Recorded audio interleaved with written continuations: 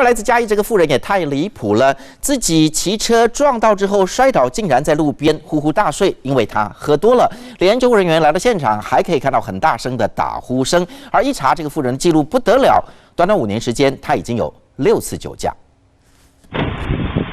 穿红衣的妇人倒在人行道一动也不动，警察本来以为她没呼吸了，不得了，不止睡翻，打呼还很大声，打呼哦，怎么摇都叫不起来。妇人酒气熏天，头受伤了，浑然不知。他好凶哦！大家七手八脚赶紧把她抬上担架，一直到送上救护车，她还睡得很熟，呼声不断。试图要叫醒她，好像也都没有反应。 一查才知道，嘉义这妇人酒驾被抓不是第一次，以前也曾最后出糗。你有没有不舒服？从民国100年到现在，连同这一次一共6次了。5年内有第2次以上酒驾累犯，要当场扣车，罚金9万块，吊销驾照3年，被以公共危险罪移送。